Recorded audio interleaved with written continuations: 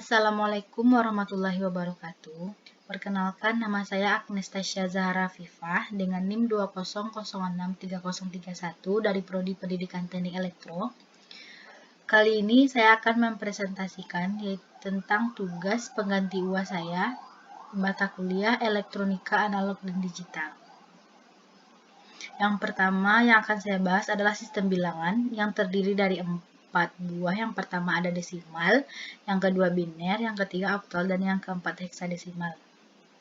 Yang pertama sistem bilangan desimal.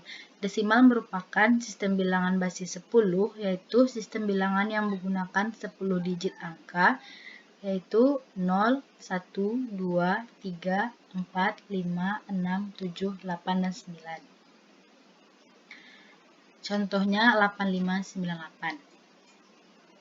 Kemudian yang kedua adalah sistem bilangan biner, yaitu merupakan bilangan basis 2, yaitu terdiri dari 0 dan 1. Yang ketiga ada oktal, seperti namanya, oktal merupakan sistem bilangan yang basis 8, yaitu terdiri dari 8 simbol, 0, 1, 2, 3, 4, 5, 6, dan 7. Kemudian yang terakhir ada heksadesimal. Heksadesimal berasal dari kata heksa yaitu 6 dan desimal yaitu 10. Jadi heksadesimal merupakan sistem bilangan basis 16 yang terdiri dari 16 simbol, yaitu 0, 2, 3, 4, 5, 6, 7, 8, 9, A, 10, B, 11, C, 12, D, 13, E, 14, F, 15. Kemudian yang kita bahas selanjutnya adalah aljabar boolean. Aljabar boolean merupakan aljabar yang berhubungan dengan variabel-variabel biner dan operasi-operasi logik. Variabel-variabel diperlihatkan dengan huruf-huruf alfabet dan 3 operasi dengan dasar AND, OR, dan NOT atau komplement. Fungsi boolean disebut juga fungsi biner, adalah pemetaan dari B pangkat N ke B melalui ekspresi boolean. Kita menulisnya sebagai F BN B, yang dalam hal itu adalah himpunan yang beranggotakan pasangan terurut ganda N, orderan N tuple di dalam daerah asal B. Selanjutnya ada hukum aljabar boolean. Ada 11 hukum aljabar boolean. Yang pertama ada hukum identitas, kemudian hukum idempoten, hukum komplement, hukum dominansi, hukum involusi, hukum penyerapan, hukum komutatif, hukum asosiatif, hukum distributif, hukum De Morgan, dan hukum 0/1 atau 1. Selanjutnya adalah aplikasi aljabar boolean. Yang pertama ada jaringan pensaklaran atau switching network, contohnya saklar seri atau logika N, yang seperti kita lihat. Kemudian ada saklar paralel atau logika OR. Kemudian yang kedua ada rangkaian logika dengan gerbang N, gerbang OR, dan gerbang NOT inverter. Selanjutnya ada aritmatika komputer, Arithmetic and Logic Unit atau ALU. Unit aritmatika dan logika merupakan bagian pengelola bilangan dari sebuah komputer. Dalam operasi aritmatika ini sendiri terdiri dari berbagai macam operasi, di antaranya ada operasi penjumlahan, pengurangan, perkalian, dan pembagian. Rangkaian utama yang digunakan untuk melakukan perhitungan ALU adalah adder. Selanjutnya adalah jenis-jenis aritmatika. Ada 2, yang pertama yaitu aritmatika biner, terdiri dari titik tetap atau fixed point, rentang bilangan lebih luas atau kompleks, titik mengambang, floating point. Kemudian yang kedua ada aritmatika desimal, yaitu bilangan dipresentasikan dalam bentuk BCD, BCD, atau binary code decimal. Kemudian ada komponen aritmatika biner. Komponen aritmatika biner terdiri dari yang pertama flip-flop yang merupakan media penyimpanan biner. Kemudian register yaitu sekumpulan flip-flop. Ada gate atau sirkuit logika, contohnya NOT, OR, AND, XOR. Kemudian counter digunakan dalam operasi aritmatika dan kontrol. Kemudian decoder merupakan pengkodean instruksi, alamat, dan perintah, dan encoder merupakan kebalikannya. Kemudian ada multiplexer, adalah memilih salah satu dari beberapa input ke bagian output. Kemudian yang kita bahas selanjutnya adalah rangkaian kombinasional.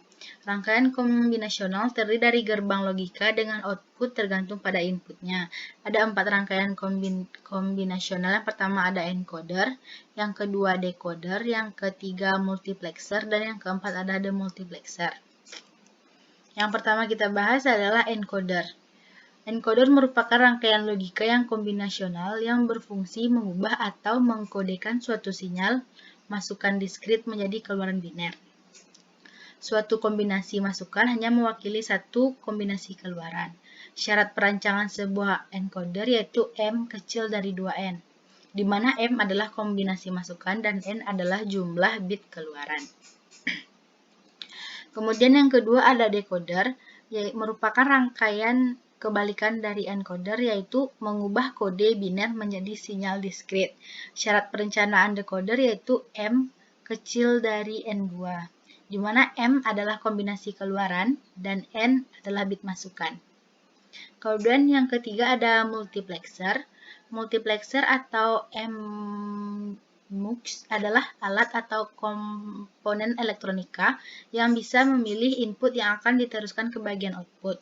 Kemudian terdapat bagian kontrol atau kendali select yang menentukan input mana yang akan diteruskan ke bagian output. Kemudian yang terakhir ada demultiplexer. Demultiplexer atau demux adalah kebalikan dari multiplexer atau mux. Jumlah masukan pada demux hanya satu, tetapi memiliki jumlah keluaran atau output yang banyak. Sinyal pada bagian ini akan disalurkan ke bagian output atau channel yang mana tergantung dari kendali pada bagian select-nya. Kemudian ada yang kita bahas adalah rangkaian sekuensial. Rangkaian yang kondisi keluarannya dipengaruhi oleh masukan dan keadaan keluaran sebelumnya, atau dapat dikatakan rangkaian yang bekerja berdasarkan urutan waktu. Ciri rangkaian sekuensial yang utama adalah adanya jalur umpan balik atau feedback di dalam rangkaiannya. Rangkaian sekuensial dapat dibedakan menjadi rangkaian sekuensial sinkron dan rangkaian sekuensial asinkron. Yang pertama ada flip-flop, yang kedua counter, yang ketiga register, yang keempat memori, yang kelima ASM. Yang pertama yang kita bahas adalah flip-flop. Flip-flop adalah rangkaian utama dalam logika sekuensial. Counter, register, memori, serta rangkaian sekuensial lainnya disusun dengan menggunakan flip-flop sebagai komponen utama. Ciri utama dari flip-flop adalah keluaran key dan key aksen adalah selalu berlawanan atau stabil. Jika key sama dengan 0, maka key aksen sama dengan 1. Jika key sama dengan 1, maka key aksen sama dengan 0. Karena kondisi dua keadaan stabil ini, rangkaian flip-flop dinamakan juga dengan rangkaian bistabil. Kemudian jenis-jenis flip-flop, yang pertama ada RS flip-flop. Flip-flop ini terdiri dari dua masukan yaitu S atau set dan R atau reset, serta dua keluaran yaitu key dan key. Kondisi set adalah ketika kondisi key berlogikakan 1, sedangkan kondisi reset adalah ketika key berlogika 0. Kemudian yang kedua ada JK flip-flop, merupakan penyempurnaan dari flip-flop RS pada kondisi J sama dengan 1 dan K sama dengan 1, membuat kondisi keluaran berlawanan dengan kondisi keluaran sebelumnya. Kemudian yang ketiga ada D flip-flop, merupakan flip-flop RS yang memaksa untuk memiliki satu masukan dengan R selalu berlawanan dengan S, sehingga kondisi SR sama tidak akan pernah terjadi. Yang terakhir ada T flip-flop.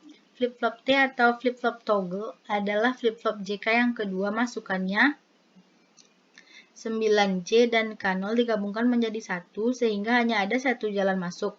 Karakteristik dari flip-flop ini adalah kondisi keluaran akan selalu toggle atau berlawanan dengan kondisi sebelumnya apabila diberikan masukan logika 1.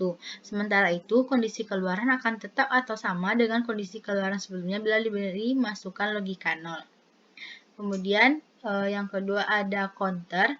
Rangkaian counter atau penghitung adalah logika sekuensial yang dapat dipergunakan untuk menghitung jumlah pulsa masuk dan dinyatakan dengan bilangan biner.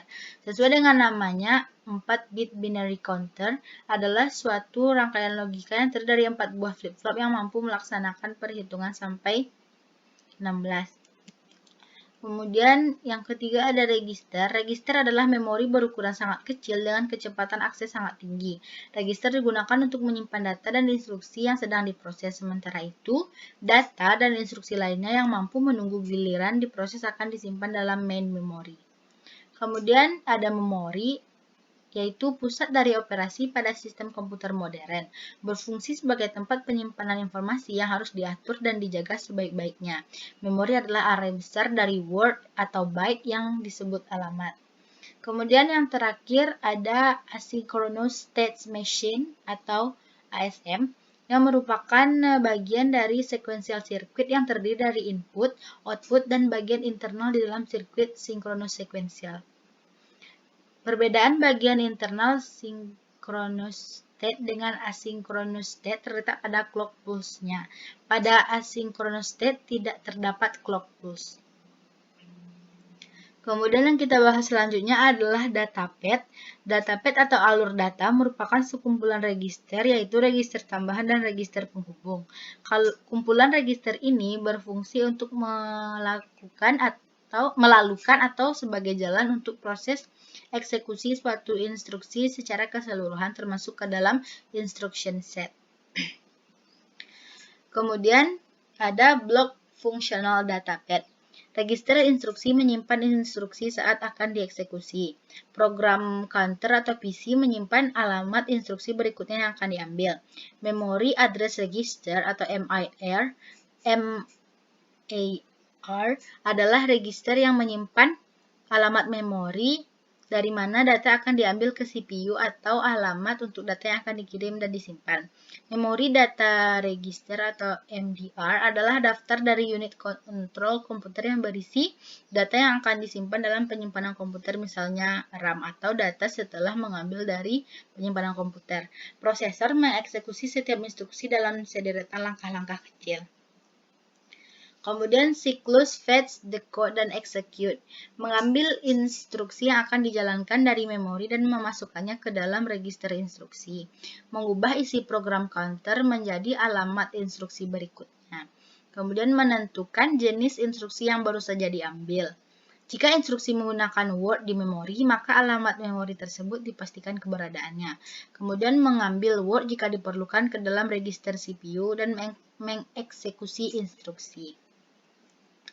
Kemudian contoh datapad pada beberapa instruksi. Yang pertama ada datapad untuk instruksi stroke. Operasi yang dilakukan pada instruksi ini adalah menyalin isi suatu lokasi memori ke dalam lokasi memori utama. Kemudian datapad untuk instruksi load. Operasi yang digunakan pada instruksi adalah menyalin isi suatu lokasi memori ke dalam register. Kemudian yang ketiga ada datapad untuk instruksi halt. Operasi yang dilakukan pada instruksi ini adalah menghentikan siklus instruksi. Hal ini digambarkan dengan run or halt sama dengan 0. Hubungan dengan datapad melibatkan resetting flip-flop run atau halt. Baiklah, sekian presentasi dari saya. Apabila ada kesalahan saya mohon maaf. Terima kasih. Assalamualaikum warahmatullahi wabarakatuh.